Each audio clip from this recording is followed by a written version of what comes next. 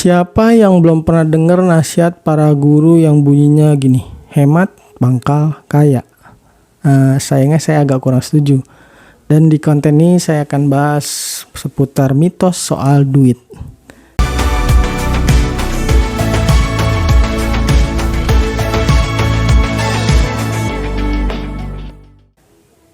Halo, Haryo di sini. Ketemu lagi sama saya. Seperti biasa, saya akan membahas seputar investasi, pengelolaan keuangan, dan juga digital marketing. Tujuannya untuk bisa bebas finansial. Kali ini saya akan membahas seputar mitos soal duit.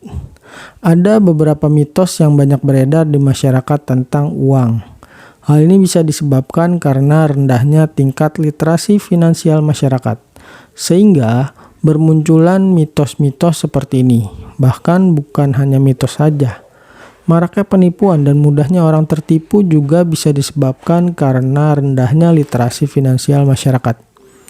Tapi saya nggak mau ngomongin soal literasi finansial. Kali ini saya ingin fokus kepada mitos soal duit yang banyak beredar di masyarakat, agar kamu nggak kejebak dalam mitos-mitos ini.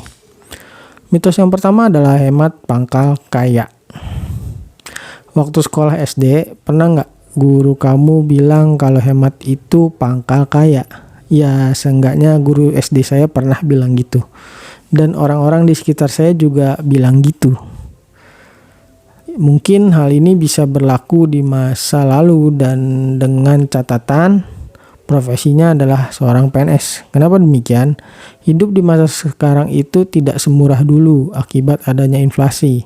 Harga rumah tidak semahal sekarang. Bahkan semangkuk bakso pun masih bisa dibeli dengan harga Rp500. Itu dulu. Laju inflasi dengan tidak diimbanginya peningkatan penghasilan akan sulit jika hanya menggunakan prinsip hemat pangkal kaya. Lalu, apa sih hubungannya dengan PNS? Ya, sederhana. PNS itu mendapatkan uang pensiun setiap bulan, jadi masih ada pemasukan meskipun sudah tidak bekerja. Tapi itu dulu, kenyataannya kini sudah berbeda. Bukan berarti prinsip hemat pangkal kaya itu udah nggak relevan lagi. Prinsip ini masih berlaku, masih relevan kok, tapi cuma kurang lengkap. Seharusnya ditambahkan investasi, menjadi hemat dan investasi pangkal kaya. Yang kedua, beli rumah, ini mitos kedua. Beli rumah nggak perlu menurunkan gaya hidup. Beli rumah memang nggak perlu menurunkan gaya hidup, asalkan kamu udah punya perencanaan keuangan yang baik. Kalau belum punya perencanaan keuangan yang baik, ya miliki itu dulu, baru kamu bisa menilai apakah masih memungkinkan untuk mempertahankan gaya hidup kamu yang sekarang, atau kamu harus menurunkan gaya hidup kamu.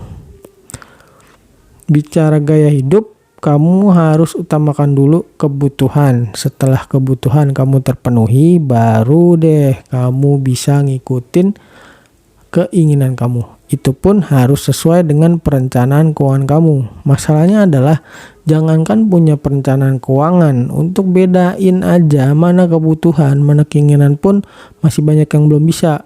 Ya, atau mungkin bukan karena belum bisa, tapi karena sulit menahan godaan keinginan. Lalu mitos yang ketiga adalah terlalu sering self reward. Self reward itu emang perlu, karena bisa menjadi semacam pereda stres atau stress relief.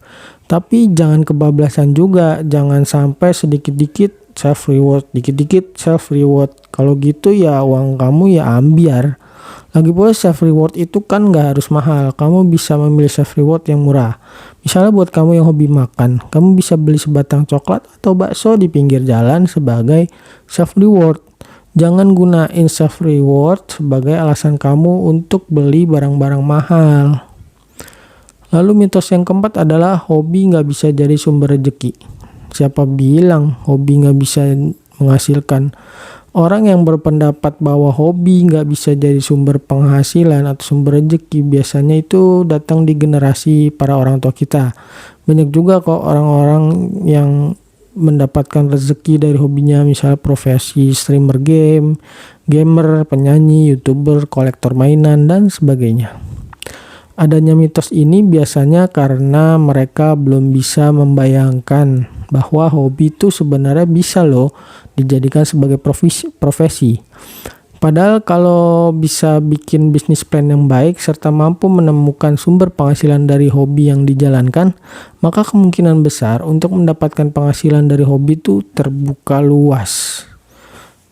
Mitos yang kelima adalah mahasiswa itu boleh nyicil. Nah, hati-hati nih buat kamu yang masih mahasiswa. Jangan mudah untuk berhutang dan mencicil, apalagi kalau kamu belum berpenghasilan. Memang ngutang itu yang gak ada yang larang, tapi hal yang harus diperhatikan adalah kamu tuh harus punya sumber dana untuk bayarnya. Gak ngelarang sih, tapi yang penting bayarnya gimana.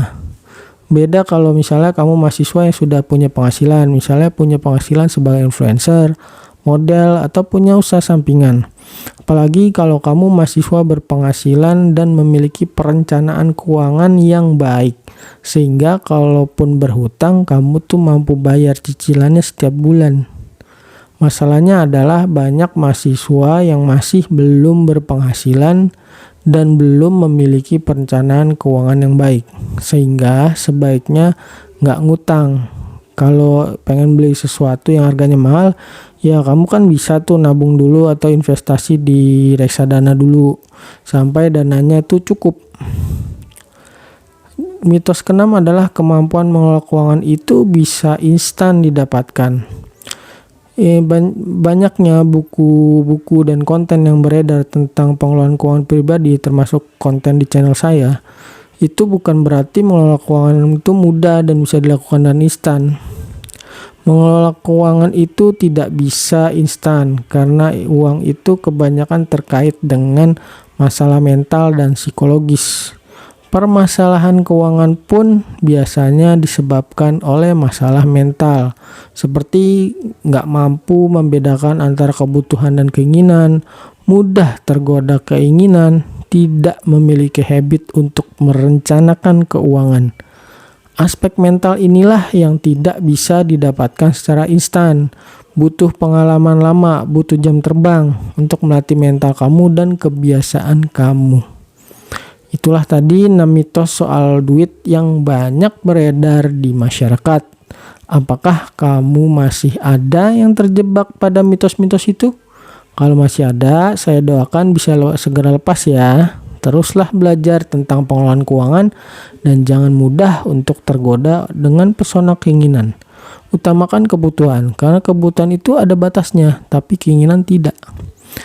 Oke, sampai di sini pembahasan saya tentang mitos soal duit. Sampai jumpa di konten berikutnya. Dah.